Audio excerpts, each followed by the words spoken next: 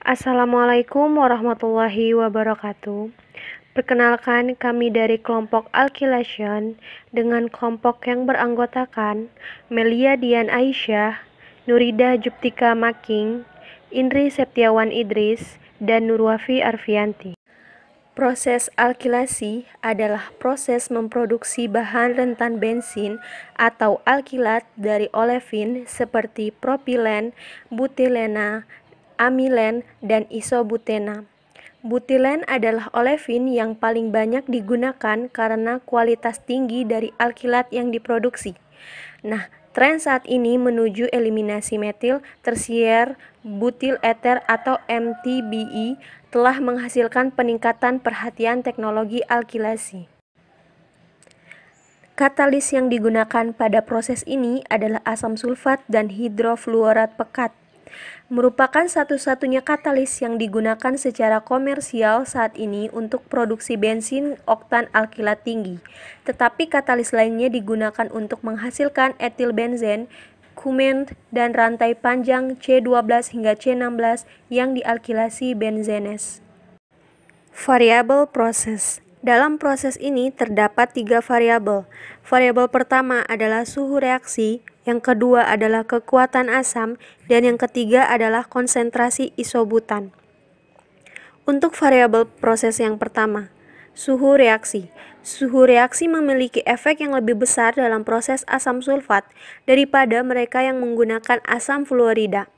Suhu rendah berarti memiliki kualitas yang lebih tinggi dan efek perubahan suhu reaktor asam sulfat dari 25 menjadi 55 derajat Fahrenheit atau 4 hingga 13 derajat Celcius adalah untuk mengurangi oktan produk dari 1 menjadi 3 angka tergantung pada efisiensi pencampuran dalam reaktor. Dalam alkilasi asam hidrofluorik, meningkatkan suhu reaktor dari 60 hingga 125 derajat Fahrenheit dapat menurunkan kualitas alkilat sekitar 3 angka oktan. Namun, dalam alkilasi asam sulfat, suhu rendah menyebabkan viskositas asam menjadi begitu besar, sehingga pencampuran yang baik dari reaktan dan pemisahan selanjutnya emulsi itu sulit. Pada suhu di atas 70 derajat Fahrenheit atau sekitar 21 derajat Celcius, polimerisasi olefin menjadi signifikan dan hasil panen dapat menurun. Untuk alasan ini, suhu reaktor asam sulfat normalnya adalah sekitar 40 hingga 50 derajat Fahrenheit atau 5 hingga 10 derajat Celcius. Dengan maksimum 70 derajat Fahrenheit atau sekitar 21 derajat Celcius dan minimum sekitar 30 derajat Fahrenheit atau 1 derajat Celcius. Untuk alkilasi asam hidrofluorik, suhu dan reaktor tidak terlalu signifikan. Suhu biasanya berkisar antara 70 hingga 100 derajat Fahrenheit. Variabel proses yang kedua adalah kekuatan asam. Kekuatan asam memiliki efek yang bervariasi pada kualitas alkilat, tergantung pada efektivitas pencampuran reaktor dan kadar air asam. Dalam asam sulfat alkilasi, kualitas terbaik dan hasil tertinggi diperoleh dengan kekuatan asam dari 93 hingga 95% berat asam, di mana 1-2% air dan hidrokarbon dan sisanya merupakan pengencer.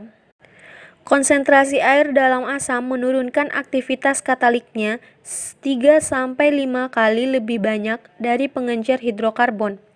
Dengan demikian, asam 88% mengandung 5% air adalah katalis yang jauh lebih efektif daripada asam yang memiliki kekuatan yang sama yang mengandung 2% air.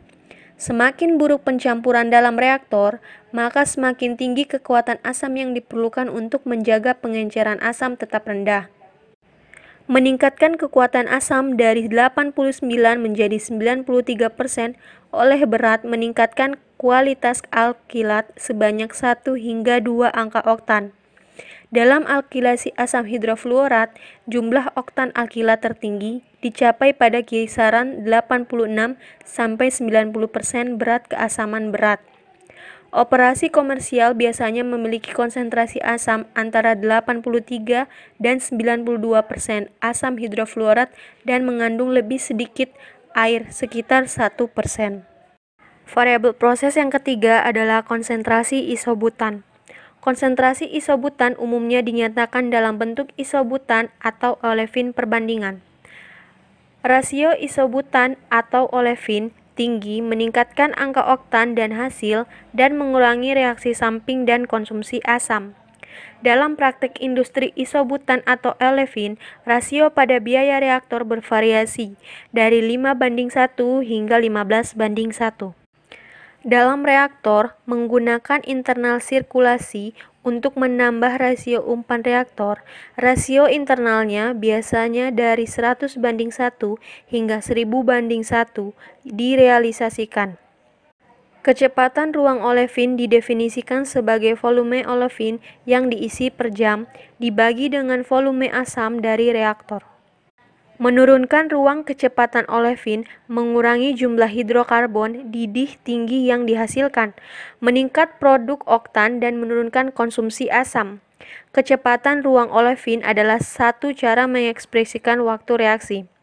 Yang lainnya adalah dengan menggunakan waktu kontak. Waktu kontak didefinisikan sebagai waktu tinggal pekan, segar, dan isobutan daur ulang eksternal di reaktor. Waktu kontak untuk alkilasi asam hidrofluorik berkisar antara 5 hingga 25 menit dan untuk alkilasi asam sulfat dari 5 hingga 40 menit. Alkylation products. Selain aliran alkilat, produk yang meninggalkan unit alkilasi yaitu termasuk propana dan butana, dan sejumlah kecil tar yang dihasilkan oleh reaksi polimerisasi.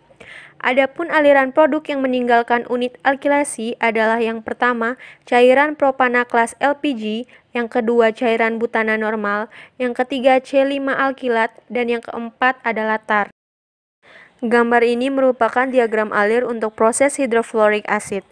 Ada dua proses alkilasi komersial menggunakan asam fluorida sebagai katalisatornya. Yang pertama adalah hidrofluoric acid. Mereka dirancang dan dilisensikan oleh Phillips Petroleum Company dan UOP. Kedua umpan olefin dan isobutan mengalami dehidrasi dengan melewatkan bahan baku melalui unit pengering bed solid. Dehidrasi yang baik sangat penting untuk meminimalkan potensi korosi pada peralatan proses yang dihasilkan dari penambahan air menjadi asam fluorida. Setelah dehidrasi, umpan olefin dan isobutan dicampur dengan asam hidrofluorat pada tekanan yang cukup untuk mempertahankan semua komponennya berada dalam fase cair. Campuran reaksi dibiarkan mengendap menjadi dua lapisan cair. Asam memiliki kepadatan lebih tinggi dari campuran hidrokarbon dan ditarik dari bawah dari pemukim dan melewati pendingin untuk menghilangkan panas yang diperoleh dari reaksi eksotermiknya. Asam tersebut kemudian didaur ulang dan dicampur dengan lebih banyak pakan segar. Dengan demikian untuk melengkapi rangkaian asam. Asam ditarik dari seller dan diumpankan ke suatu asam yang dijalankan kembali ke kolom untuk menghilangkan air yang terlarut dan hidrokarbon yang terpolimerisasi. Asam dijalankan kembali ke kolom berisi sekitar 5 nampan dan beroperasi pada tekanan kurang lebih 1034 kPa. Produk overhead dari kolom tayang ulang adalah asam hidrofluorat bening dipadatkan dan dikembalikan ke sistem. Produk dasar dari kolom tayang adalah campuran tar dan HF azeotrop air. Komponen-komponen ini bisa dipisahkan dalam tar settler, di mana tar settler ini tidak ditampilkan pada diagram alirnya. Tar digunakan untuk bahan bakar dan campuran HF air dinetralkan dengan kapur atau kaustik. Operasi ulang ini diperlukan untuk menjaga aktivitas katalis asam hidrofluoratnya. Lapisan hidrokarbon yang dihilangkan dari bagian atas pemukus asam adalah campuran propana, isobutana, butana normal, dan alkilat, bersama dengan sejumlah kecil dari asam fluorida. Komponen-komponen ini dipisahkan oleh fraksinasi dan isobutan didaur ulang ke pakan. Produk butana propana dan normal dilewatkan melalui pengolahan kaustik untuk menghilangkan jumlah jejak asam fluoridanya. Meskipun lembar aliran menunjukkan fraksinasi propana, isobutana, butana normal, dan alkilat membutuhkan 3 fraksionator terpisah, banyak pabrik alkilasi memiliki menara tunggal di mana propana dilepas di atas kepala. Daur ulang isobutan yang dimurnikan sebagai sebagian cairan. Produk butana normal dilepas sebagai uap dan alkilat dikeluarkan dari bagian bawah. Desain bagian reaktor pemukiman asam pendingin sangat penting untuk konversi dalam sistem alkilasi asam hidrofluorik. Desain sistem reaktor yang berbeda telah dibuat selama bertahun-tahun oleh UOP dan Philips. Banyak sistem reaktor yang dirancang oleh UOP mirip dengan sel dan tabung panas horizontal penukar dengan air pendingin yang mengalir di dalam tabung untuk mempertahankan reaksi suhu pada tingkat yang diinginkan. Pencampuran yang baik diperoleh dalam reaktor dengan menggunakan pompa sirkulasi untuk memaksa campuran melalui reaktor pada laju sekitar 8 hingga 10 kali laju umpan hidrokarbon campuran ke reaktor. Selanjutnya adalah diagram alir untuk sulfuric acid alkylation process. Proses alkilasi utama yang menggunakan asam sulfat sebagai katalis adalah proses pendinginan otomatis yang dilisensikan oleh Exxon Research and Engineering yang mirip dengan proses sebelumnya yang dilisensi oleh perusahaan M.W. Kellogg, dan proses pendinginan efluen yang dilisensikan oleh Starforge Engineering Corporation. Ada juga beberapa unit lama menggunakan reaktor time tank, tetapi tidak ada unit baru dari jenis ini dibangun baru-baru ini. Perbedaan utama antara proses pendinginan otomatis dan pendinginan efluen adalah dalam desain reaktor dan titik dalam proses di mana propana dan isobutananya diuapkan untuk menginduksi pendinginan dan menyediakan proses pendinginan yang diperlukan. Proses pendinginan otomatis menggunakan reaktor kaskade bertingkat dengan mixer di setiap tahap untuk mengemulsi campuran asam hidrokarbonnya.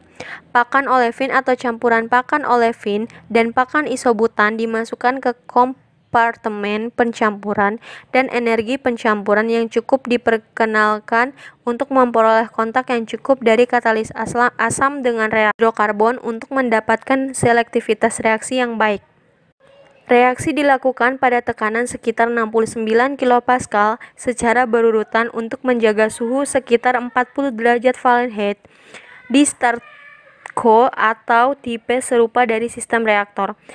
Tekanan dijaga cukup tinggi, sekitar 310-420 kPa hingga mencegah penguapan hidrokarbonnya. Dalam proses Exxon, asam dan isobutan memasuki tahap pertama reaktor dan melewati serangkaian tahap selanjutnya. Pakan hidrokarbon olefin dipecah dan disuntikkan ke masing-masing tahapnya. Exxon mencampur olefin feed dengan recycle isobutan dan memperkenalkan campuran ke dalam bagian reaktor individu untuk dihubungi dengan katalisnya.